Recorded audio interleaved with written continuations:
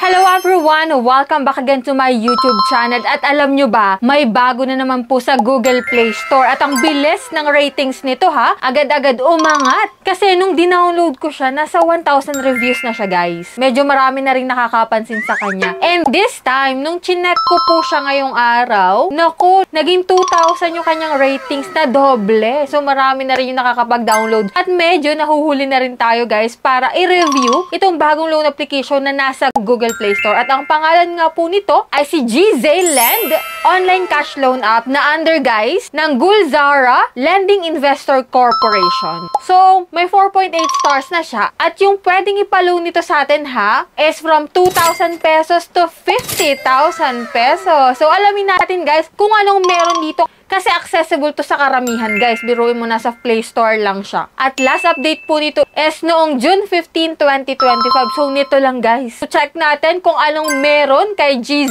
Lend. Magkano ba ang pwedeng ipaloan nito sa mga first time na tulad natin. At kung ma-approve ako kasi may bad credit history po ako. So check natin guys kung reject or approve tong application ko dito. Pero bago yun guys, if ever man po na gusto mong sumali sa aking pa-weekly Gcash giveaway, don't forget to click the subscribe button, turn on the notification bell, and be updated sa mga vlogs kong ina-upload. At syempre, huwag mong kalimutang i-like itong video na to. Mag-iwan ka ng comment dyan sa comment section dahil one lucky winner po yung aking pipiliin sa mismong video na to. At every Monday po, ina-announce ko po yung 5 lucky winners. So, kaya stay connected, stay active dahil hindi lang pa Gcash po ang meron dito. May pa-monthly cellphone giveaway din po tayo, which is every last Monday po ang announcement at pwede mo pong i-convert yon into cash. And yan, so much for that guys. Puntahan na natin tong si GZ Lend. Baka kasi ma-download mo na siya agad nang hindi mo pa nare-review kung anong meron dito. So yan guys, if you're interested sa bagong loan app na to, keep watching.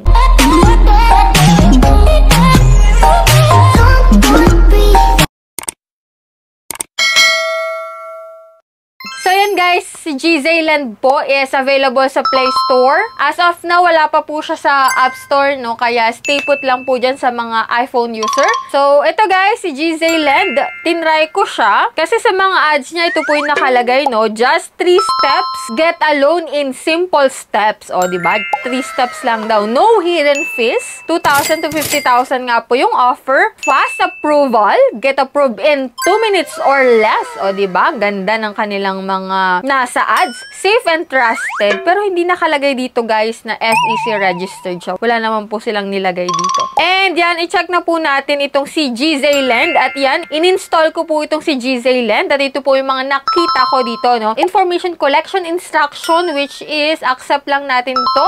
At nakalagay nga dito sa kanilang features na 50,000 yung maximum loan amount. Login tayo using our active mobile number. Click natin yung let's go after nun. And dito magra-reflect na if ever na ikaw ay first timer, hindi po 50,000 yung papaloan sa'yo. So, ang maximum para sa first time is 20,000 pesos. O, diba? Malaking bagay na rin kung 20,000 talaga. May 0.05% per day. May 91 days. Equivalent to 3 months repayment term. Fast cash, easy loan, your trusted partner for quick cash loan in the Philippines. So, dito guys, SEC registered daw po ito. At kung i-check natin sa SEC guys, is registered naman po talaga sila sa SEC. So, yan, kung makikita mo ito guys, yung kanilang date registered, status, and then SEC number, no? Tugma naman po sa ibinigay nila. Pero hindi po porket nasa SEC or registered man yan, is legit na hindi siya manghaharas or kung ano pa mang katulad ng ibang OLA dyan. So, make sure pa rin natin na i-review yung application na a-applyan natin. So, click natin dito yung apply now para makita natin, guys. And dito nga, guys, ito po yung mga fill upan natin, personal information, at binibigyan lang tayo ng 1 hour para ma-fill upan to, guys. So, click natin yung next. And then dito, guys, 3 contact number lang po yung hinihingi nila. And ito po yung mga ID na pwede dito, guys. So, pili ka lang po ng isa para maka-proceed ka sa next step, which is ito nga, facial recognition yung sunod. And after nun, maglalagay ka na po ng iyong withdrawal account, which is pwede po sa e-wallet, sa GCash, PayMaya, GrabPay, or any bank. And after nun, guys, eto na. Lumabas na po dito yung pinapa-approve nila na loan amount sa akin, which is 2,000 pesos po. Pero hindi ko naman po sinasabi na pare-pareho tayo ng loan amount na ma-approve dito, guys. Kung sa akin po ay 2,000, pwedeng mas tumaas pa po sa inyo or mas mababa pa sa 2,000. So, dito guys, sa 2,000, nakalagay po dito is first repayment time is June 27,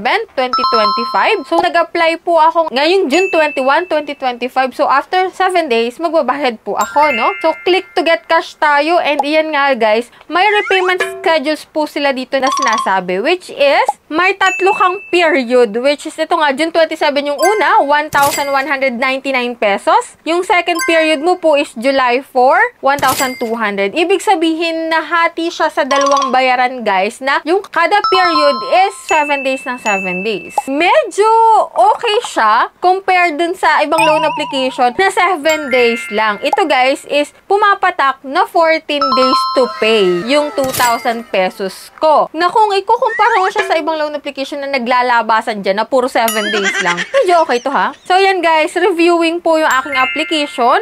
At, nung pagkabalik ko sa kanya, guys, nung chinek ko, ilang minutes lang ata, wala pang atang minutes, seconds lang, na failed review po ako. So, kung makikita mo dito, hindi ko alam ang dahilan kung bakit ako na failed review. Siguro, naka-apekto dito yung aking bad credit history before. So, yan, guys, hindi tayo na-approve dito kay GZ Lend, which is okay naman. Medyo okay na. Kasi biruin mo, ha, yung 2,000 pesos ko, equivalent to 14 days, pero hindi dun sinabi kung magkano yung marireceive ko sa 2,000 pesos. So, nakalagay lang dito, guys, na 1,199 sa unang bayaran, 1,200 sa ikalawang bayaran, which is pumapatak po na 2,400 or 2,399 to be exact ang iyong babayaran dito kay GZ Lend. 2,400, yung 400 siguro for interest. Kung buo kung matatanggap sana si 2,000 pesos dito kay GZ Lend, okay na yung 400 pesos na interest within 14 days. Kung